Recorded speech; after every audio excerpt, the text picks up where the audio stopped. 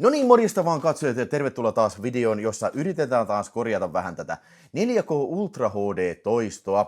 Ne, jotka katsoi sen mun edellisen videon, jonka mä tein tuossa alkuvuodesta 2026, niin muistavat varmaan sen, kun mä yritin avata tämän soittimen tässä ja sitten putsailla vähän sitä lukupäätä siitä soittimesta, kun olen havainnut, että jotkut levyt ei kunnolla tunnistu ja jotkut levyt sitten alkavat kesken elokuvaa sitten pätkimään. Ja tein sen operaatio ja ehkä näennäisesti se vähän ehkä helpotti tätä asiaa, mutta tilanne nyt tällä elokuussa 2026, että about puoli vuotta myöhemmin on se, että mun mielestä tämä ongelma on vain ja ainoastaan huonontunut, että mä jaan tämän niin kuin 3 kategoriaan tämän ongelman, eli on levyjä, jotka toimivat ihan hyvin, esimerkiksi Howard the Duck, se lähti hyvin pelaa, ei siinä mitään, ja Arrow-videon Peking Opera Blues toimi hyvin, ei ilman mitään ongelmia, ja myös Arrow-videon Salem Slot tunnistui hyvin levy, pyöri ilman mitään ongelmia. Ja tääkin on tosi pitkä, että tää on 3-tuntinen minisarja. Ja bitrateit on korkeita, joten tää on ihan pakko olla 3-kerroksinen levy. Niille, jotka ei tiedä, niin 4K Ultra HDhan, nehän voi olla 3-kerroksisia. Se on se 100 gigan levy sitten. Niin yleensä tämä ongelma on sitten silleen, että kun sä katselet leffaa, niin jossain vaiheessa saattaa alkaa pätkiin se levy sitten. Elikkä mun mielestä se tapahtuu, niin ainakin mun kohdalla sillä, että kun se siirtyy lukemaan sitä 3. layeria, niin sit alkaa nämä lukuongelmat niin kuin eskaloitumaan sitten, että sen huomaa siitä, että se alkaa niin kuin sellainen, kuva alkaa pikselöitymään ja se alkaa pysähtelemään se playback ja lopulta se niin kuin jähmettyy ihan kokonaan. Esimerkkiä tämmöisistä elokuvista on muun muassa Revenge of the Ninja, jota katsottiin Apassin kanssa ja piti sitten Blu-raylta katsoa, tuli joku vartti lopusta ja Apassin soittimella se toimi ihan hyvin.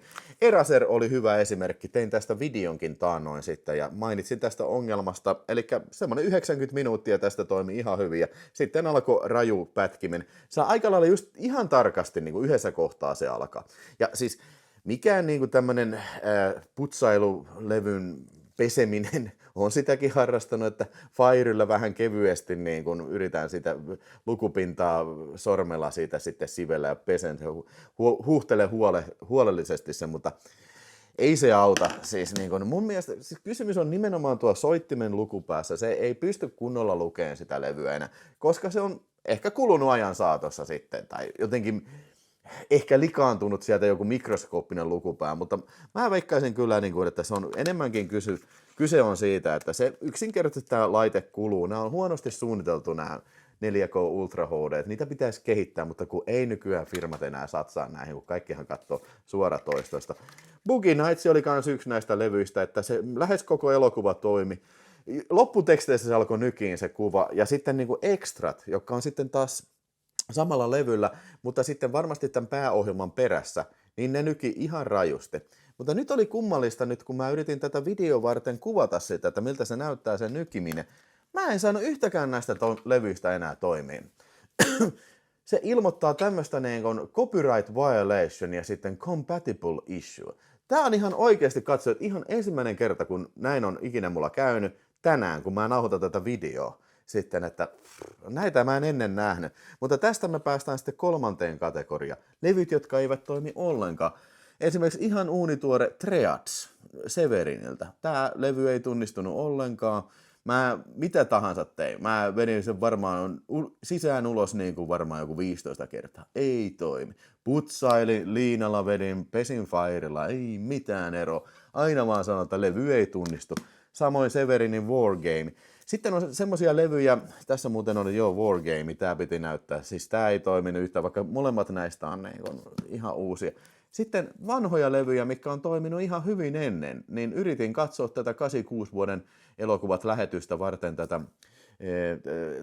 At Close Range, niin uudestaan yritin katsella tätä, niin ei toiminut, ei mitään, vaikka mitä yritän, niin tää levy ei enää toiminut, tää 4K-levy, Blu-ray toimii ihan hyvin. Joskin täytyy sanoa, että tässä on myös Blu-rayssa niin kun alkanut tulemaan tätä samaa ongelmaa, että joskus saattaa olla levyjä, mikä niin kun on hyvin vaikea saada niin kuin edes Blu-rayna toimii sit. Mutta Blu-rayssa kyllä ei ole sitä semmoista lukuongelmata. Sitten kun sä saat sen Blu-rayn toimii, niin sitten se kyllä pyörii ihan hyvin, ilman mitään ongelmia loppuun asti kyllä. Joo. Mutta tästä voisi ehkä päätellä, että niin kuin esimerkiksi Arrow-videossa harvemmin on mitään ongelmaa näissä 4K:ssa, että voisiko se olla se media, mitä ne käyttää sitten. Ja tarkoitan siis sitä, että joku tietty merkki sitten tässä, niin kuin näissä 4K Ultra HD:issa, mikä toimii sitten parempi. Aivan varmasti siitä on kyllä kyse, että niin kuin se merkki, mitä ne käyttää siinä niissä levyissä, niin se pystyy, niin kuin kuluneen pikin soitin pystyy niin kuin lukemaan sitten. Niin kuin. Mutta nyt sitten tässä tulee olemaan varmastikin lopullinen ratkaisu, nimittäin tämä on siis Panasonic DPUB802 merkkinen soitin. Niin soitin sitten TV-huoltoon ja sanoin, että voitteko tilata tähän tämmöisen aseman sieltä jostain Panasonic-varaus- ja keskuksesta, ja sanoin, että joo, että kyllä se onnistuu. Ja nyt mä kävin eilen se hakee, ja tässä on nyt tämä avaamaton paketti, ja täällä pitäisi olla sitten ihan uunituore 4K Ultra HD-soitin tänne sisään, ja minä näytän tässä videossa sitten, että kuinka se sitten asennetaan sinne, ja toimiiko se. Joo, kyllä sieltä näyttäisi olevan oikein näköinen laite, että siellähän se on sitten tämmönen pussukka, jossa on sitten TPP0180 on tämä koodinimi sitten tässä kyllä. Advanced Quality Drive Unit sitten, juu. Ensin tietysti avataan tää kotelo, eli ruuvit sieltä vaan perus ristipäällä auki sitten yksitellen. Tässä oli muistaakseni 6 ruuvia, jotka lähtevät siitä sitten auki. Jos teitä kiinnostaa nähdä se video, että miten se puhdistetaan tämä soitin, niin katsokaa se mun edellinen aiheeseen liittyvä video siinä. Sekin voi auttaa kyllä jossain määrin. Mutta kyllä mä sanoisin, että tämä on nyt enemmänkin syy nyt sitten tämä niin sanotusti kuluminen sitten tässä kyseisessä apparatuksessa. Tää on vähän hankala tää päällyskotelo. Tässä on tommonen napiton tossa. Noita kannattaa katsoa, ettei ne napit putoo siinä. Sitten voi vähän hankalia saada siihen kiinni. Sitten täältä myös sivusta, kun on toi kuori pois, niin sitten näistä molemmilta sivuilta sit avataan tämä ruuvit sit kanssa. Taitaa olla 2 ruuvia vaan sitten. Joo. Eli kummallakin puolella. Tää pitäisi noin lähteä ihan sitten tällä lailla. Ja täältä me nähdään nyt sitten tämä potilas sitten, tämä asema, niin tämä on se asema, minkä nyt sitten korvaan tällä sitten tämä. Joten tässäkin, tämä ei ole mitenkään hankalaa, että täältä sitten vaan niin kun, jälleen kerran sitten ruuvit irti, että se lähtee tästä irti kuoresta. Noin.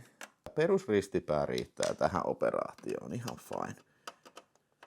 Sitten otetaan tästä tää tämmönen, mikä tää tämmönen IDE-väylän liitin, otetaan se irti. Se on vähän niin kuin tietokoneen kovalevyssä toi. Niin mä irrotan sen tästä nyt tästä asemasta. Noin. Se on siinä sitten tämä irti.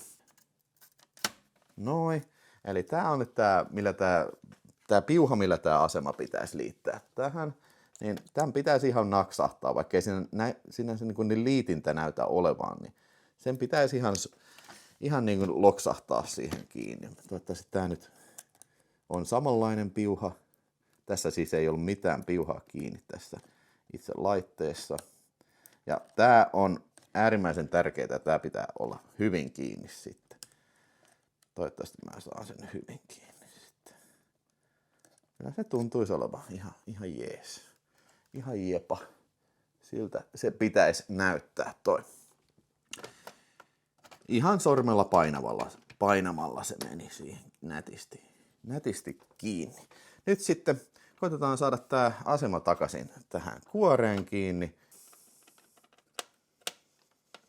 Noin. Sitten vielä toiselta puolelta ruuvit. Ruuvit ruuvataan.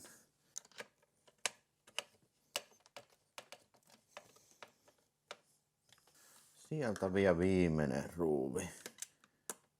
Noin.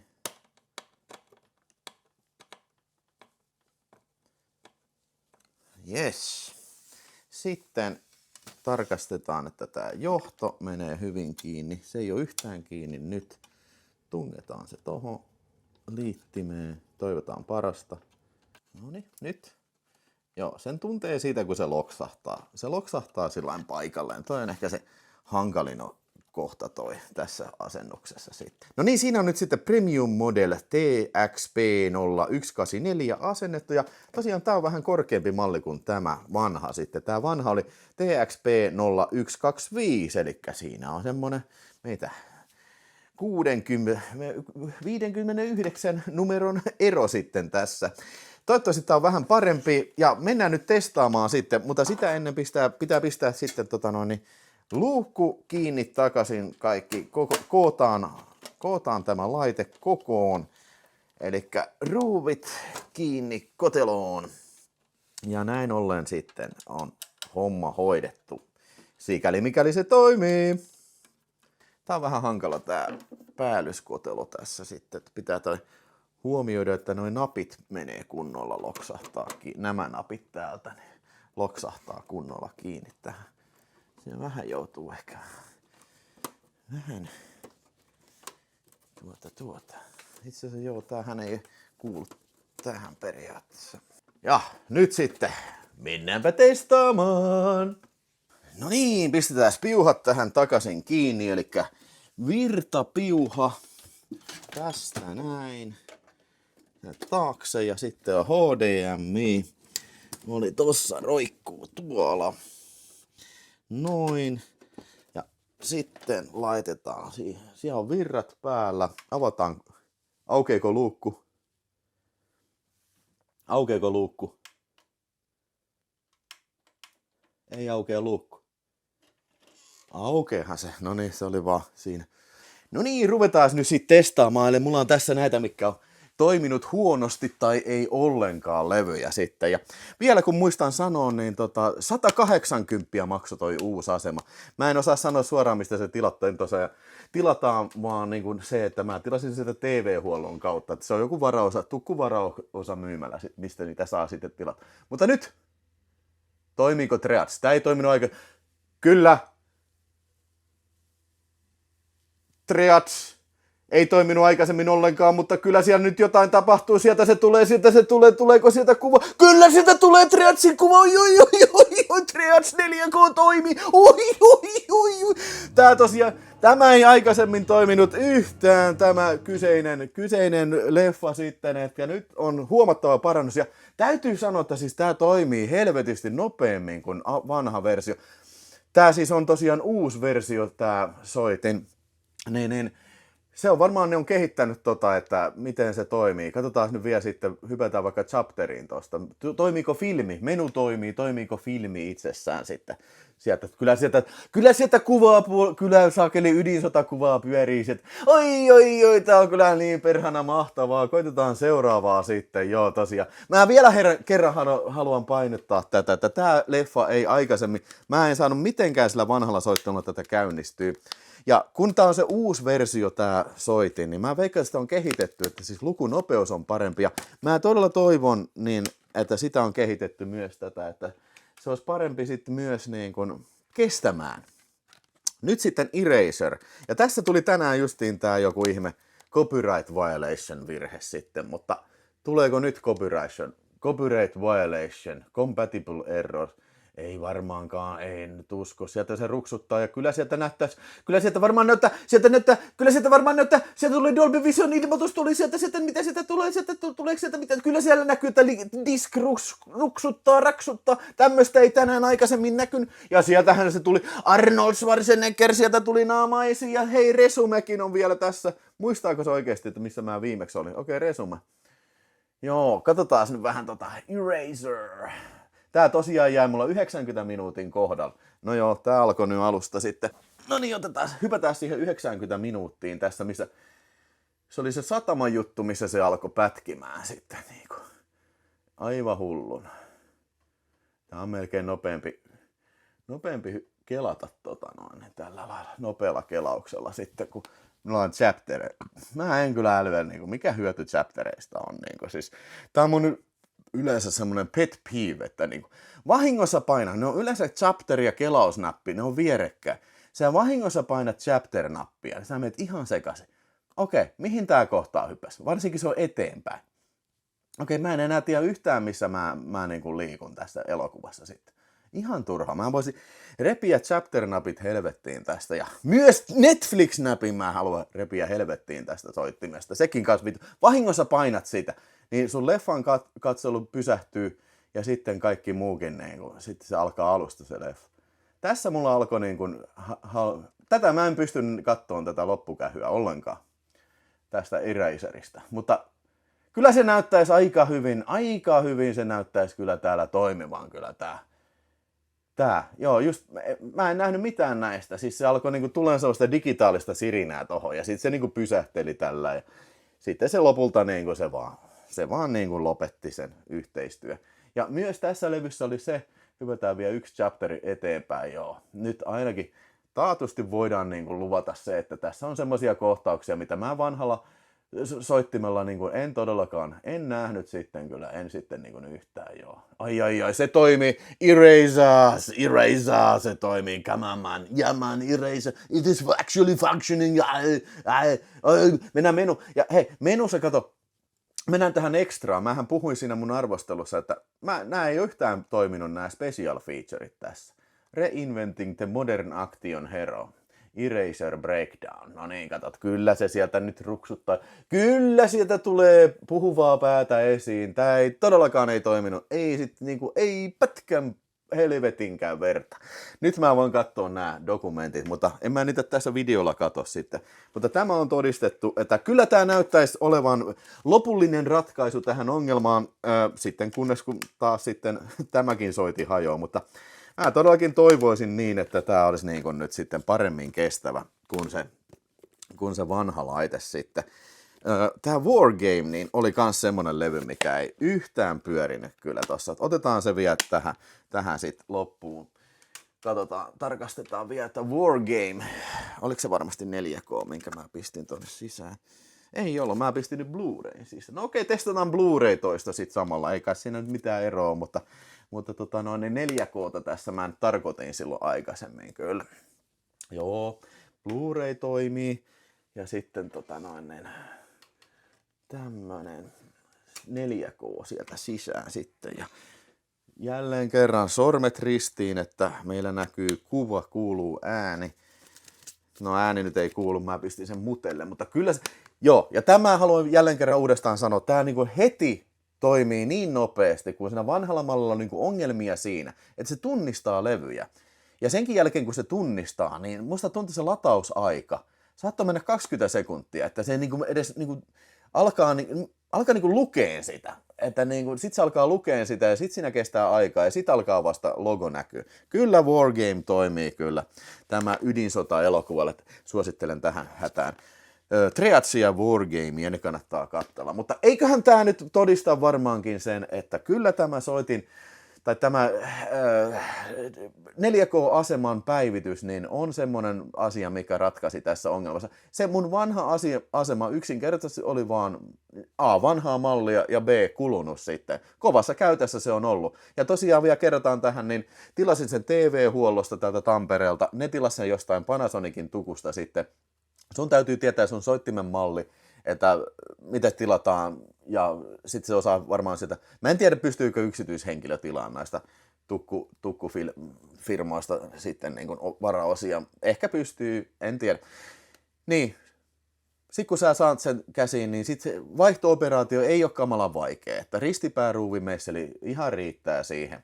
Ja näin sitten sä voit katsoa sitten lisääkin leffoja. Jos sulla siis ongelma on ollut se, että levyt joko ei tunnistu tai sitten levyt, jotka pätkii järjittömästi varsinkin lopusta, niin tää saattaa olla se, mitä sun täytyy tehdä. Ehkä sun kannattaa ensin testata sitä putsaamista, mutta ainakaan mun tapauksessa se ei hirveästi auttanut. Että kyllä tää nyt tuntuisi olemaan semmonen, mikä auttaa meikäläistä. Tänään, nyt mä oon odottanut pitkään, että mä pääsen katselemaan. Mä pääsen katselemaan tämän Wargame ja Triatsin sitten peräkanaa. Tää on ollut mun unelma pitkän aikaa jo sitten. Tämä tästä tällä kertaa. Pistä ihmeessä kysymyksiä, jos tuli tästä jotain mieleen vaihto-operaatiosta ja asemista ja näin. Ja mä kiitän, että katsoit. Ja tämä oli tämmönen vähän erikoisempi video. Ja seuraavissa videoissa sitten jotain muuta taas. Se on moro.